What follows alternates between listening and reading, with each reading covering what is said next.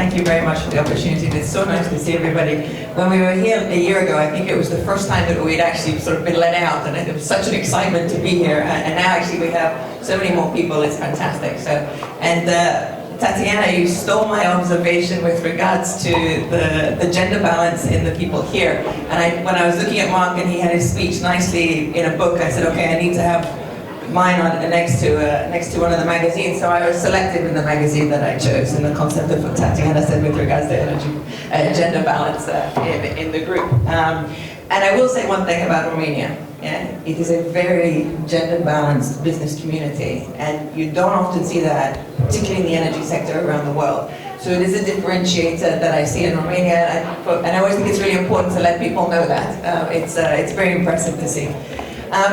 So I'm going to talk a little bit about just, you know, we really believed with the pandemic restrictions coming off, that we were entering back into what we thought could be a new normal, until in came a new crisis that really makes the pandemic look tiny for us. I think with what is happening, the unfolding of Russian invasion into Ukraine, huge tragic consequences, huge humanitarian crisis. I don't think we've ever seen this in Europe in the last 75 years at this scale. It at the same time has unleashed economic turmoil and how it's hit the markets. Commodities are once again on the edge, whether we're talking about wheat, energy, rare materials. It really is very tragic and very demanding. Price increases, supply routes have been disturbed, trade arrangements are really being reshuffled. We've not seen an energy situation like this for any of us who've worked in the energy industry. We've never seen this before. We are in uncharted territory of that. And we live in a global society, so we are all impacted. We are all impacted.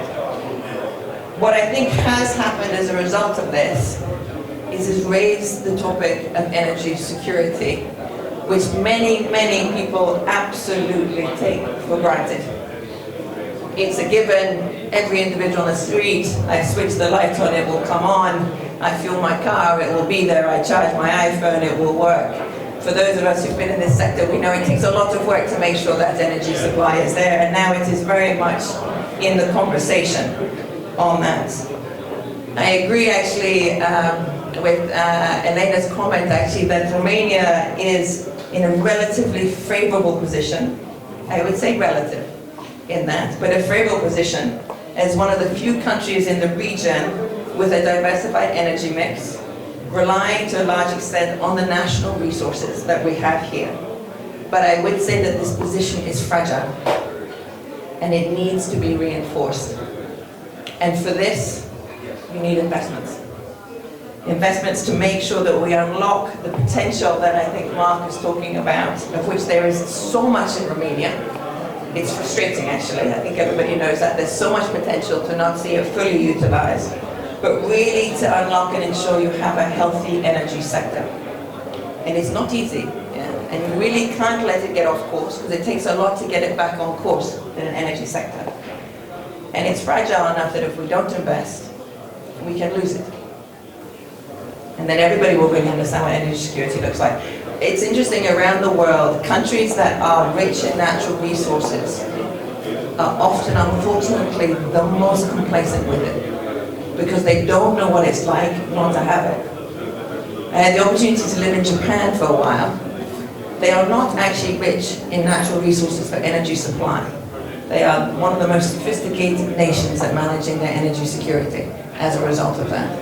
So is South Korea, also very focused on their energy security because of it. So it just shows you what happens when you have natural resources. You become complacent, and then we can find ourselves in difficult positions as a result.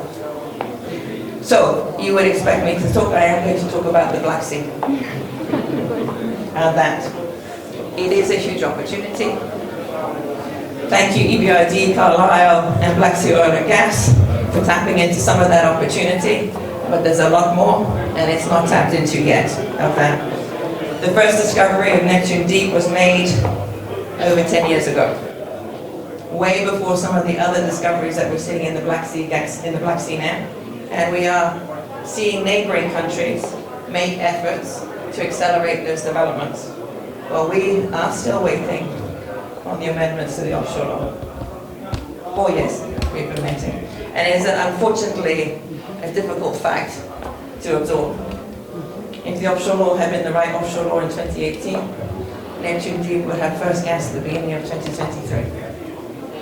Very different story. Very different story of that. So we need, I look forward to changes and amendments to the offshore law so that we can move a very vital project for Romania forward. I get asked many times that when are you not going to do it, when's the point you won't? And I always say it's not about OMV Petrom, it's about when is it too late for Romania. Because this is Romania's natural resource that we want to develop for that. And I think it's vitally important. If we do it, we'll become the largest producer of natural gas in the European Union and a very regional player in energy security in a very vital part of the EU. Now, the EU decisions are also very focused on low and zero carbon, and I want to come to Tatiana and Alexandra's point on this a bit. And I think that we do very much see natural gas as a part of that transition, but lots of opportunities in low and zero carbon. So coming to your point of what I would say we have done since we last saw you, is in December last year we announced our strategy to 2030. We announced 11 billion investment in the next 9 years, ultimately to transform the company towards low and zero carbon future. And as we believe, given our scale in Romania, as we transform ourselves, so we contribute to Romania's journey in the Fit for 55 in that. And we are very committed to do that, of that.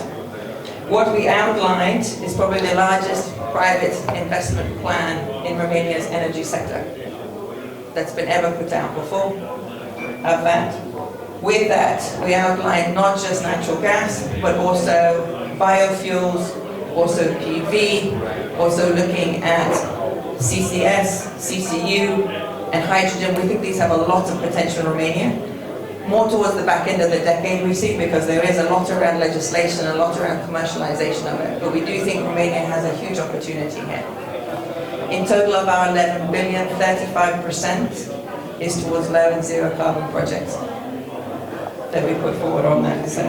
So we are here absolutely to play our part in that as a very important part of the energy system here in Romania. But I close with the comment, and I think we are really beginning to understand that. We're in the energy sector, so we believe it, but sometimes we're talking to ourselves, that the role of energy is vitally strategic to a nation. Vitally strategic to a nation. Of that, both in the aspects of access to it and energy security, in the economic development of a country, and in the journey in climate change and to protect the planet that we are on in that. As I said, we put out a strategy. We are here to play our part. We need some legislation. We need the right legislation to be able to play our part. Thank you very much for the opportunity to be with you this evening. Looking forward to a good chance to catch up. Thank you. Thank you. Thank you very much. I want to say one thing. You said 3 things had changed since I last saw you. You said the strategy from OMV Petrom, the strategy from OMV. What hasn't changed is an offshore law.